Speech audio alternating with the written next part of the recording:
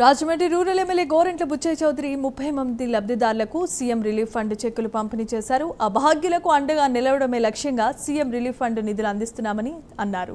CM Chandrababu ధవళేశ్వరానికి వచ్చి నూతనంగా నిర్మించిన ధవళేశ్వరం బ్యారేజ్ గేట్ల పనులు ప్రారంభించినట్లుగా తెలియజేశారు. 150 కోట్ల రూపాయలతో గేట్ల పనులు చేస్తున్నట్లుగా గోరంట్ల అన్నారు. సీఎం చంద్రబాబు సభను జయప్రదం చేయాల్సిందిగా ఆయన పిలుపునిచ్చారు. మీరు ఎక్కడెక్కడ బస్సులు అంటే కూడా మాట్లాడతాం. బస్సులు స్కూల్ బస్సులు కానీ ఆర్టీసీ బస్సులు కానీ ప్రొవైడ్ చేస్తాం. ఏముంది 200 బస్సులు అంటే 50, 200 అంటే 50 అయిపోయాయి. అట్లా ఎవరికాళ్ళే కార్ల మీద వస్తారు. కారుకి 5 వచ్చినా సరే వాసు గారు ఉన్నారు. మార్కెట్ యార్డ్ డైరెక్టర్లు అందరినీ కూడా ఇన్వాల్వ్ చేసి వాళ్ళందరూ కూడా రావాలి.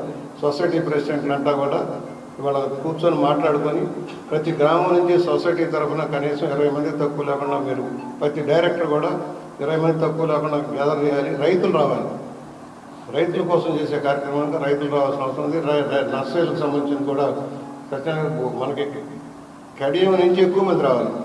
ఇవాళ ఇక్కడ జమ్మి గారు ఉన్నారు, నర్సరీ గారు, సుబ్బారావు గారు కానీ, నాని గారు కానీ, రామ్జీ గారు కానీ అందరూ కూడా మాట్లాడుకొని కడియమాన్ నుంచి మొబిలైజేషన్ ఏదో వచ్చాము పోయామని కాదు. వ్యామగిరి నుంచి కూడా శ్రీధర్ గారు బీజేపీ తరఫున, జనసేన తరఫున మనందరం కలిసి పార్టిసిపేట్ చేసి చక్కగా పచ్చకండాలు మన కండాల కంటే కూడా రైతుల తరఫున పచ్చకండాలు కూడా తెప్పిస్తాను. ఇవాళ ప్రొమైడ్ చేసి పచ్చకండాలు కూడా తెప్పిస్తాం. అక్కడ రావడంతో పచ్చకండాలు వేసుకుని వెళ్తారు. డయాస్ దగ్గర అంతా ఆకుపచ్చ దాంతో ఉంటారు.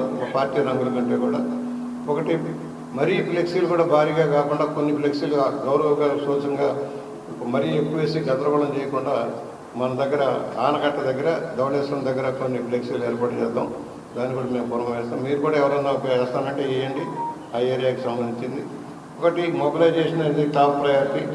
ఇవాళ 3 పార్టీలు కూడా కలిపి ఐటీగా, ఎందుకంటే ఈ రోజున ఇంత ఆర్థిక ఇబ్బందుల్లో కూడా అనేక రంగాల